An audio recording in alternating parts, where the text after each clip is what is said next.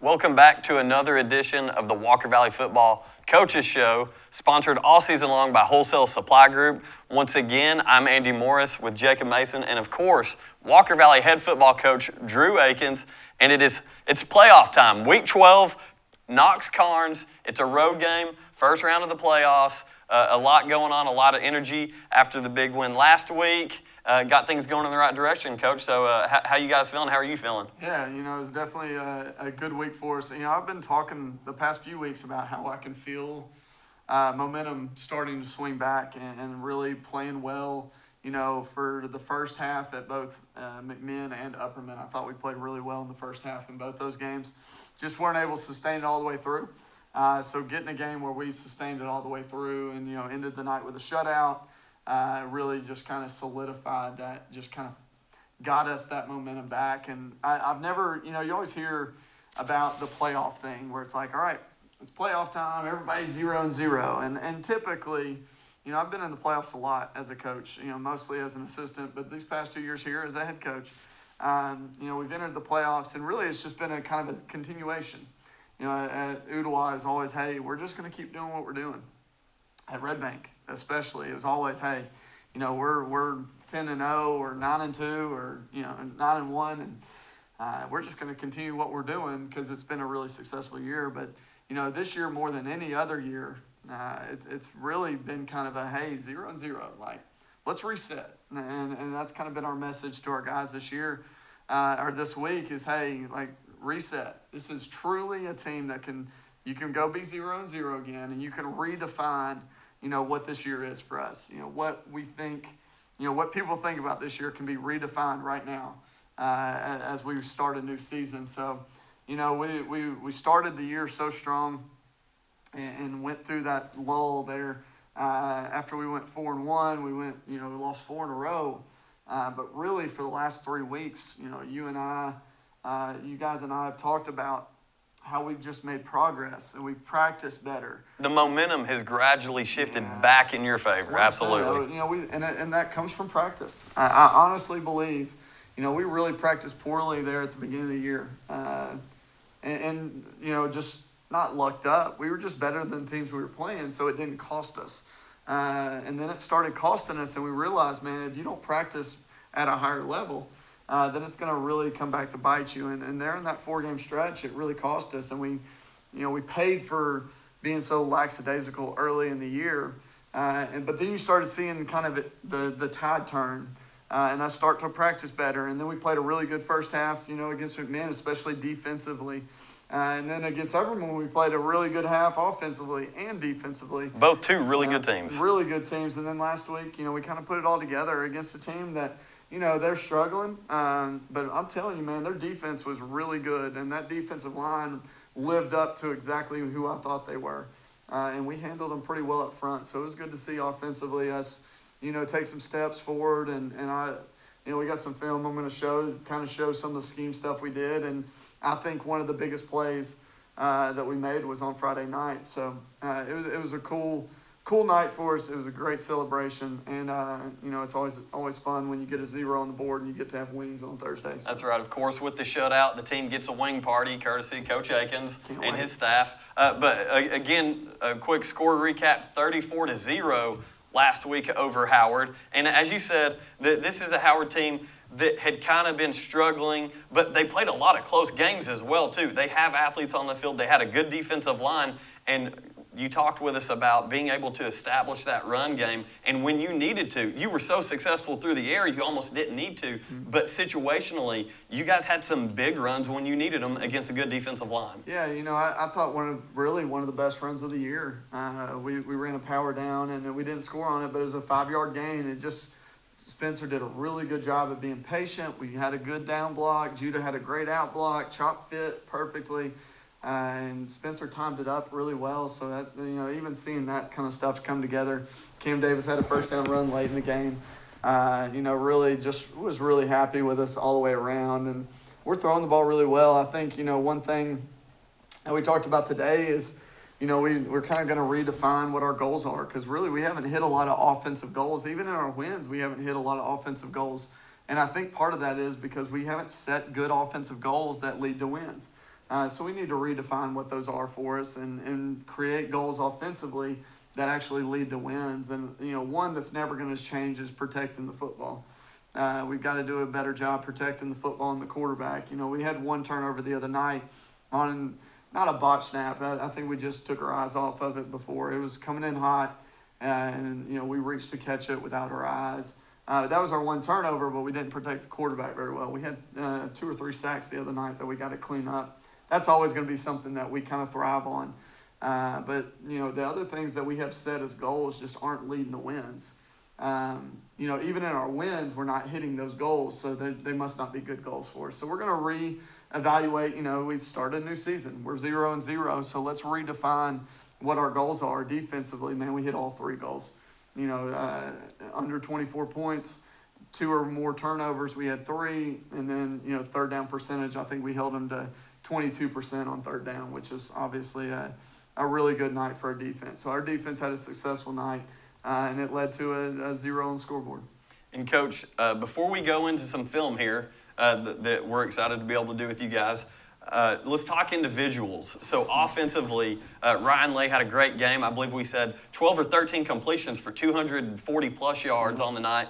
And 2 of those specifically that stand out to me were the skinny post to Aiden Gibson.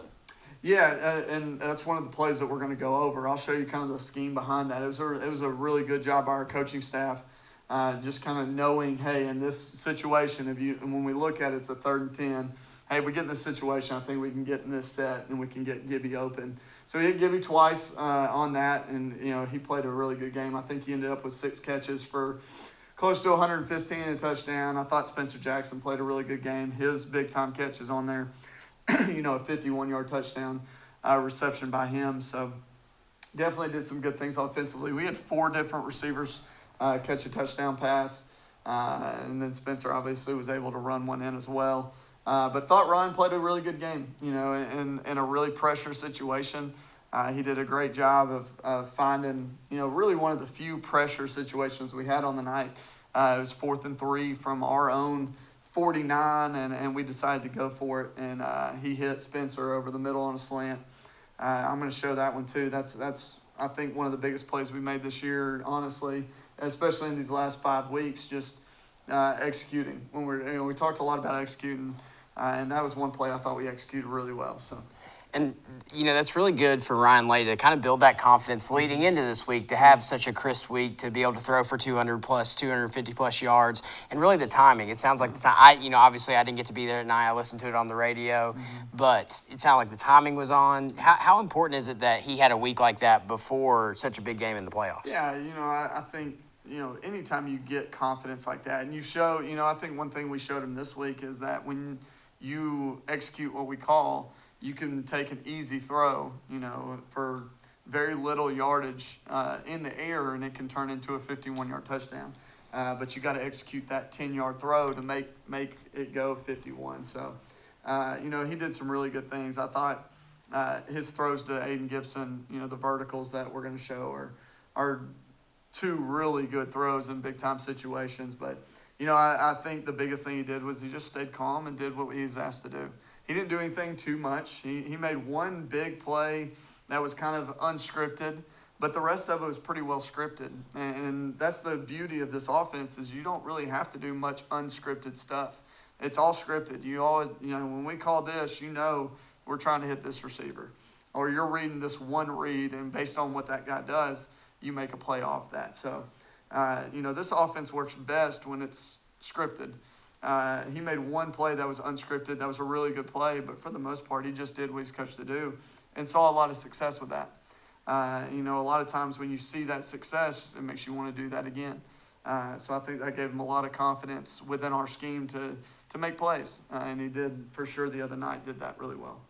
Okay, and so with that, we're going to go ahead and cue up some video footage here from the game against Howard, and Coach Akins is going to recap that. I believe you said you got about 10 plays that you're going to go over with us, and here we go. We're ready. Rock and roll. So this is early on.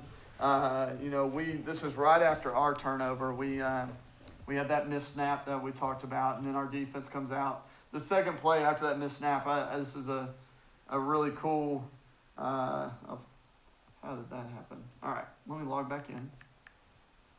This is a really cool thing just to kind of show Miles Mann and how special Miles Mann is at doing, certain things within this. It's pretty impressive. You're going to see him knife through and get in the backfield and create a fumble here. So, Well, something Miles Mann has always been, he's always been strong. He was strong as an eighth grader. I watched him take on two blockers one time, really not a whole lot of technique, just learning the game of football. Mm-hmm. Now, 4 years later, you see the technique starting to come in. You see him start to play football like he's coached to play. It's been really special to watch the progression for sure. Listen, man, he's a special talent, and we knew they were going to have trouble blocking him. So as we look at this, you'll see Miles right here, and we knew if we could get him on this tackle that it would be really hard for them to block him, and you're going to see he knifes through this gap pretty quickly. He almost takes the handoff here. So knifes through, creates the fumble. That's a forced fumble for him, and Josh Van Wick's able to pick it up. But when you watch it from this side, I mean, how quick and strong. He's a special little athlete. When you look at his stats for the year, I think he has, upwards of 40 solo tackles, but, his tackles for loss being 16 tackles for loss, 5.5 sacks, and that's just based on his ability to get in the backfield and his strength. So really cool play for him. Gave the ball right back to our offense, and we came out right after that. And this is one I'm just going to kind of talk ball for a second, because this is something we saw on film. We had one film. We had 4 films. We had one play where they went empty. Udawa went empty one play. And when we say empty, that literally means that we have an empty backfield. So we have our 5 offensive linemen, and then we have 5 receivers. So, this is Spencer Jackson. He plays running back for us. Gibby's always to the boundary. Kyler, Cole Harbison, and our Z receiver, which is Tristan McCann. So what we saw on film was that when we went trips and we were able to get an empty backfield, they would always put their corner up tight. They would play their free safety. They really didn't want to change their box. So when we talk about the box, we're talking about, everything from tackle to tackle. They wanted 7 guys in the box no matter what. And they really, really wanted these guys to help with edge, make sure nothing got outside of them. Well, when you do that, you force your defense into, having to make a decision, because now if you're going to keep 7 in the box and we go 5 receivers, that makes it really difficult for you. So we thought we'd put them in this situation straight out of it, and they would put their, what we call the dime, at midfield, and he was dropping deep third, deep third, deep third. Now, we knew that was going to be really hard on this corner. So for the radio listeners, the corners are covering a third just as the dime, the safety would be. Yep. So we went 4 verts and let Kyler Parrish run a shallow to kind of get the dime's eyes down on it, and Gibby was able to come wide open. So this is a really good scheme for us. It was something that we talked about throughout the week, and it was something that really we thought that we could get to pretty early on, and it was successful for us. So when you watch this play, you'll see we go our dead call, so we call that Miami. When we went dead, we looked at it, knew they were in what we thought they were going to be in, so we automatically called this 4 verts concept, and you're able to see Aiden come wide open on that and for a big gain. So that was something we saw on film that we knew we wanted to go to. It was scripted play, it was first 10. But what you really like to see here, is our offensive line and the protection out of our offensive line. I thought we did a great job creating a pocket there. It looks really good from this one. So, when you go 5 receivers, you got to worry about protection here. And what our protection in this case, we went lock here, and then you get a 4-man slide that's going to handle these 3 down linemen and then this 1 backer. Okay, so these 4 guys are going to, 1, 2, 3, 4 if he were to blitz. Okay, so if the Mike were to blitz, we have to run something underneath it. That's why you saw Kyler on that shallow cross, just in case. So, but what you'll see here is our offensive line does a great job here protecting this. You see great protection here from Alex. I thought Alex has been really quietly a really good offensive player for us this year. I'm sorry, that's Riley. So good story here.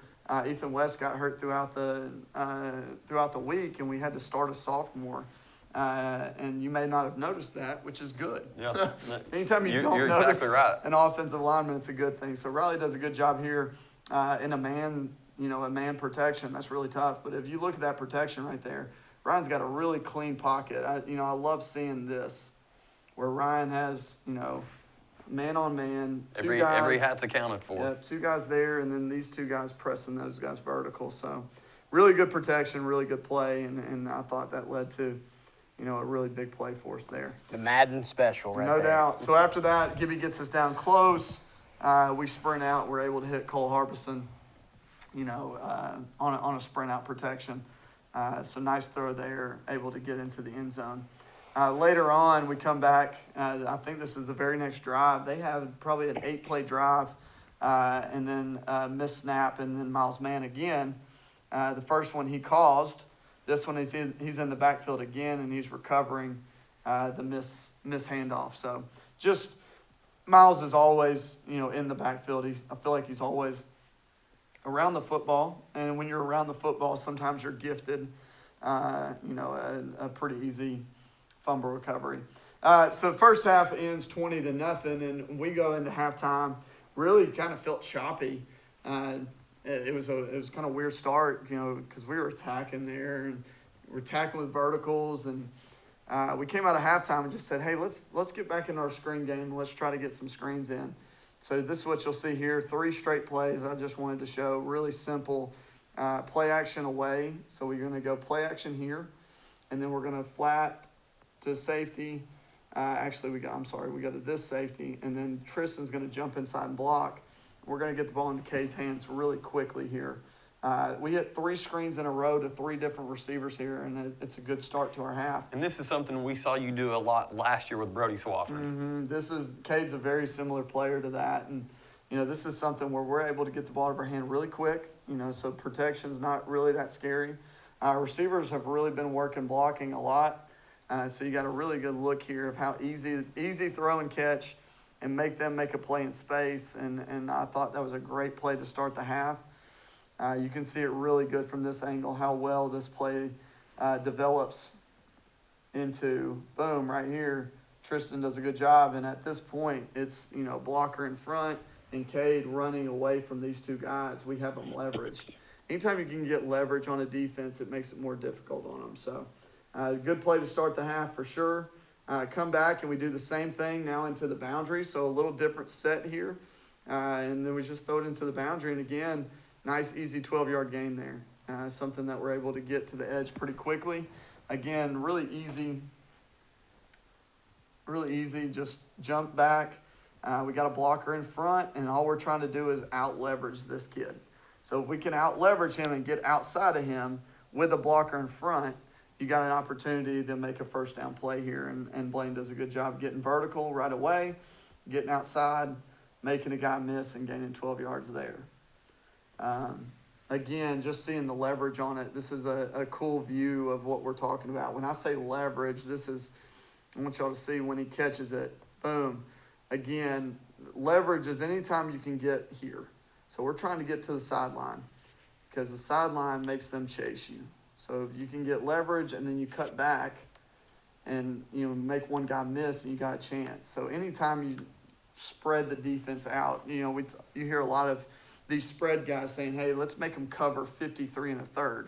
That's the width of the field. You want to make them cover everything wide, and then it starts opening up, your vertical stuff. So I thought we did a good job opening the half, getting into, pretty easy throws for Ryan, easy protection, and nice, easy plays. And then we come right back to it. So you start seeing here, what happened the first time. The first time it was really easy to get out wide, right? Really easy to hook this inside. Dead screen, you run away from him. Well, this is where you start seeing he's going to widen out. He's going to jump inside quick, and now we're able to get to the edge even quicker. So watch just how their adjustments, and we're able to adjust pretty quickly off this too. Kyler makes a really good decision here, because they backpedal off that. This guy runs from inside out, So we just changed who we're blocking, and now we got to the edge that way. So, we're opening the half with three straight screens. But what does that do? That causes them to widen out, right? So you start seeing this backer starts widening out, right? This backer starts widening out. Well, what does that do? Like you just said, it opens up the middle, and it's going to lead to this next play that I want to show you. And this is one that we'll kind of end with, and I want you to see. This is one of the bigger plays, I think, of the night. It's a high-pressure situation, so it's 4th and 3, right? We spent the opening drive just trying to get this guy wide, right? That's what we spent this opening drive. We tried to get this, this guy's now 5 yards. Earlier he was back here at 10 yards. So we've got them to come down towards us a little bit more. And because of that, you're going to see a window open up, between this guy and this guy on a slant route that we kind of said, hey, last week we talked about this. I think if we could have hit the slant coming out of halftime against Upperman, the whole game's different. But we underthrew it a little bit, and it cost us, probably, I think, an opportunity at a touchdown with Cade catching a slant. It's always a chance of success. Well, we come back this week, same play call, same slant, same window we're trying to hit. And this week we complete it, and that's a big deal. Like coming back off last week. But you can see, look how wide this guy's getting. Look how wide this guy up top. This guy right here is the guy that we're kind of playing with. We've widened him out, and now we're going to try to hit right behind his head. You can kind of see how our play calling has made him get wider, and because he's wider, we can now hit that window behind him, right? Because he's worked out to our dead screens. And we were able to hit this behind him. It's really good from this angle. You can see how wide that outside backer gets. So we call, again, this is a 4th down. We see if we can get them to jump. They don't jump. But you'll see here how big this window is. He almost leaves the camera view look there. Look at that window. I mean, that is a big throwing window. That's a lot of space for us to attack with, right? So because of that, I'll tell you another big thing here, and this is something that we've got to do a better job of blocking inside instead of outside. But Ryan does a great job here. We've talked to him a lot about, hey, you may have to take hits at quarterback. Hanging in the pocket and delivering the throw. Yeah, instead of trying to get out of that and taking a sack, stand in there and make a throw. And you talk about a big boy throw here. This is a big boy throw. Into that window, we run into the window and are able to slip a tackle and go score. And he releases that ball just as he's getting hit, so you're absolutely right. I'm telling you, that this is a big-time play, and it's a lot, it looks like a slant. It looks like this simple slant, but when you know the backstory of, hey, last week we missed this throw.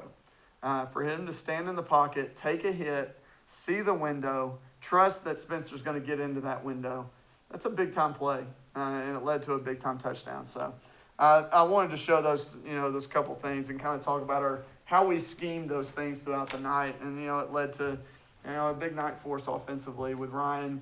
Ended up throwing for, close to 250 yards and 4 touchdowns. I believe we've got Ryan's final stats on the night. He was 12 of 15 for 246 and 4 touchdowns. Counting for those 4 touchdowns, Aiden Gibson, Spencer Jackson, Cade Charda, and Spencer also had another one on the ground. A phenomenal first half from Spencer Jackson, and offensively and defensively. I told you during your interview that Hunter and I were ready to give him the player of the game at the end of the first half just by how well Spencer played. Yeah, Spencer played a really good game, man. Spencer's one of our leaders. He's one of our best athletes. We've not done a great job of getting the ball in his hands. Last week we did. He had 3 catches, 80 yards and a touchdown. He had 6 rushes for 33, 40, somewhere in that yards and another touchdown. So glad for him. He won our offensive player of the game. Just played a really good ball game, I thought. And, that catch right there kind of solidified his night. And having a really big night for us. So exciting win, but we're looking forward to starting a new season and getting in the playoffs and going up against Karns. The first game I ever coached was at Karns. And then obviously, our first playoff game this year is at Karns. So we're excited to go up there and play against a really good football team. Absolutely. So real quick, we're going to take a commercial break. Again, the final last week against Howard, 34-0 in favor of the Mustangs. This week, as Coach just said, playoff week against Karns. He got his first win there to start his career at Walker Valley, and we're looking to get another one. So we'll be right back here for the Karns preview.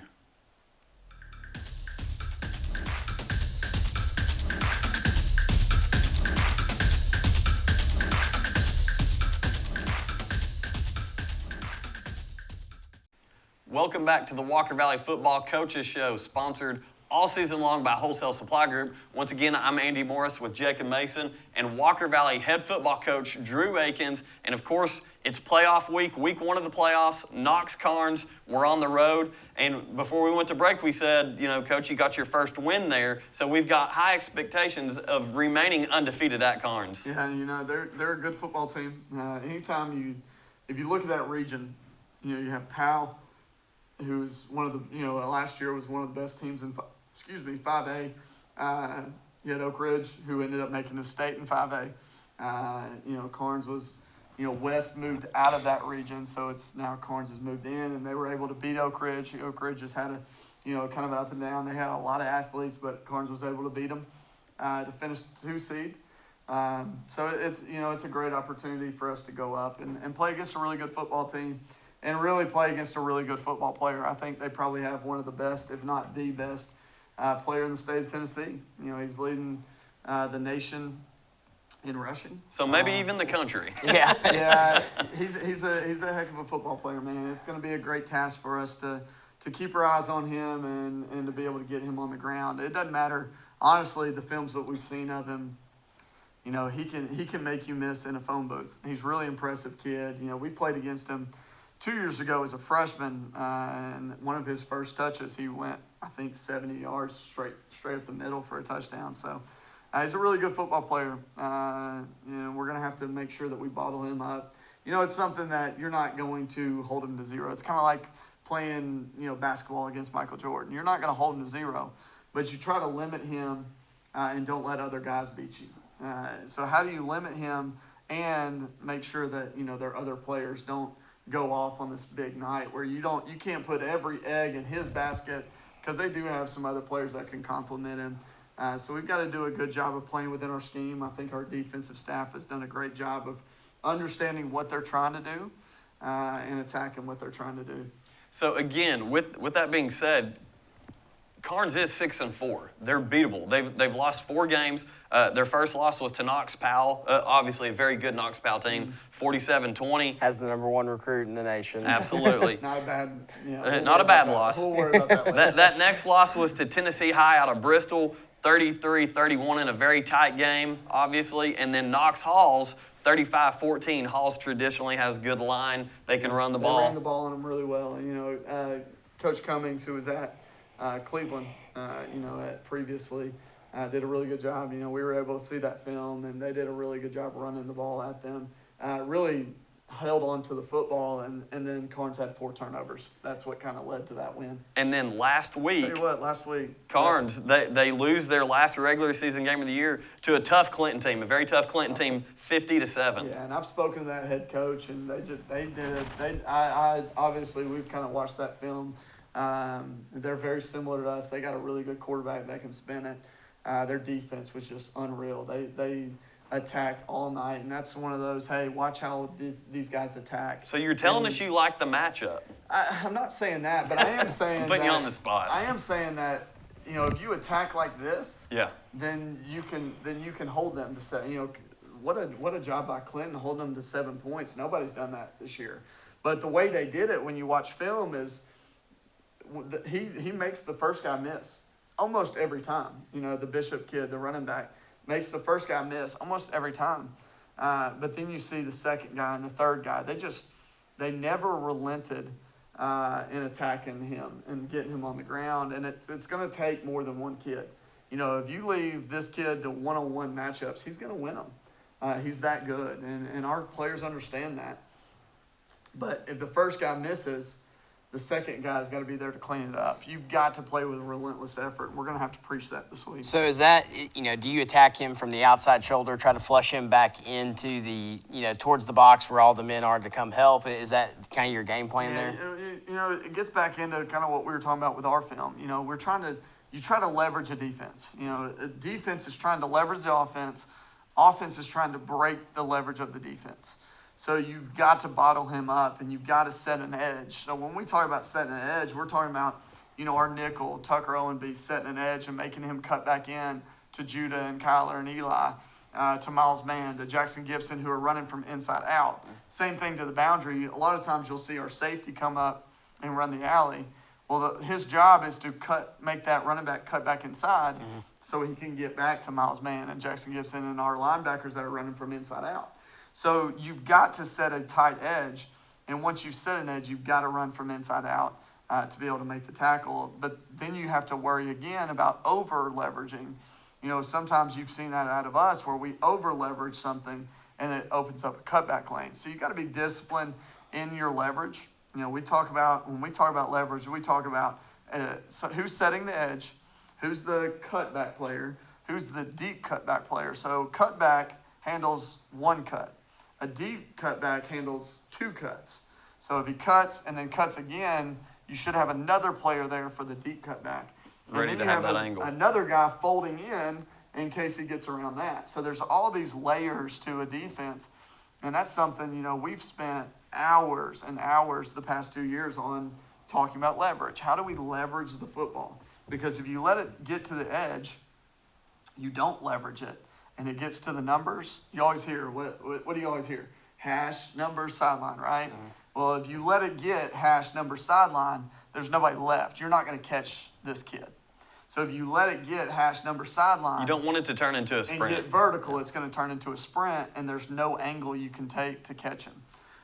So we're going to have to do a great job of setting the edge and then running from inside out and making sure we run inside out with the correct leverage coming from inside out. So it's an exciting challenge. It's a great football player. It's going to be fun to watch him and watch how we handle him. And it's going to take a full defense, a team effort on that. And if the first guy misses, we got to be there to clean up afterwards. For sure. Well, we know you've been doing your homework. I know personally. I was with some coaches as you were trying to do some scouting reports. I was doing my own kind of scouting reports and trying to figure out about the Bishop kid. And so we're excited. I know the defense definitely has a task in front of them. And so kind of talk about their defensive scheme. What are you looking at as an offensive guy? How are we going to attack Karns on the defensive side of the ball? Yeah, so they predominantly play a five-man box. So it's kind of different. It's very different than last week. Last week they wanted a seven-man box no matter what. They did not want to get ran on last week. Well, this week they're going to kind of spread the box out a little bit. They're going to force you to run the ball. So we've got to make sure that we're able to come up with the blocking schemes that fit who we are, but are able to get to that five-man box. And then we have to be able to hit, simple. We're not trying to do anything extravagant passing game-wise. We're going to do what we do. And we've got to be on time, and we've got to be efficient. And we've got to make sure that we're effective, doing the things that we're supposed to do, execute what's called. It's not going to be anything new. We don't have this, hey, we're going to this secret game plan. It's something that, things that we've worked all year long. We've got to be able to throw and catch passes. But there's so much to throwing and catching, right? You got to be able to protect the right way. I showed you a second ago on our film how the protection kind of creates an easy throwing lane. So we've got to be able to protect. We've got to throw and catch, and then we've got to take advantage of a numbers box. We talk about numbers a lot. Hey, seven-man box, it's going to be really hard to run with five people blocking. Well, they're going to have a five-man box, and we got to have five people blocking and a quarterback and a running back. So we need to take advantage of those numbers to be able to do that. Now, what they will do is they like sending blitz. They like sending pressure, and that makes run game a little more difficult because you don't know exactly where their linebackers will be at any given moment. And it also creates some things in the passing game where you have to make sure you're aware, hey, nobody's going to be able to block this guy because we have 6 guys to protect. When we talk about protection, that's one of the things, I think there's a few things that I really do well as a head coach, and I think pass protection is one of them. I think I do a really good job of understanding pass protection, how to protect the quarterback, and if we don't have a guy to protect, what do we do to make sure that he doesn't get hit in the face? We don't have a negative play. So, that's something we're going to have to talk through this week. Hey, if this guy blitzes, we don't have anybody to block him. So we've got to make a route adjustment to make sure we hit this off that. So it's something we're going to have to do a good job of making sure Ryan and our receivers understand the protection, understand who's unblocked, and how we're going to attack that unblocked area. So it should be a fun week. I like games like that where you got to kind of scheme up and you got to teach. It's nothing new that we're teaching. We're just reintroducing blitz and hots and all these protection things that we talk about a lot. So hopefully we're sitting in here next week talking about, hey, this is the protection we talked about last week, and this is how we were able to attack it. But it's going to be a difficult task. Anytime a defense attacks like that, it's a difficult thing. But it's something that kind of reminds me defensively of what Carter did. Carter was an attacking defense. They didn't mind getting scored on, but they try to get just enough stops to where, their offense is able to outscore you. So this is something that we're going to have to do a great job of executing and being efficient with our passing game and running game. Absolutely. So, Coach, I know we're excited to be there to make the call on Sports 99.1. We know the boys are excited to play in the playoffs again and looking for another first-round win over a team that you've beaten before. So we're excited about that for you guys. Can you kind of give everybody the rundown on kickoff time and all that good stuff? So it's at Knox Karns, which is just outside of Knoxville. Actually, it's just inside of Knoxville. It's 7 o'clock kickoff, so all playoff games are 7 o'clock kickoff. We'll be putting out a link. You can pre-purchase online tickets. That way you don't have to buy it at the gate. They will be selling tickets at the gate for $10. If you buy them online, I think they're $8. So get a little price break if you buy them beforehand. The game's at 7 o'clock, and if you'll check social media, there'll be a link out there to how to buy tickets. Awesome. So all you Walker Valley Mustang fans, come up to Knoxville, support your Mustangs in the first round of the playoffs. 7 o'clock kickoff. We'll go on air probably around 6:15-ish on Sports 99.1. You'll be able to catch us there live with the radio feed. And again, Coach Akins, thank you for taking the time to not only break down film, but just chatting with us as normal. So we look forward, as you said, to doing this again next week after we get a playoff win. So with that said, we're going to let you guys go. And remember, One Valley.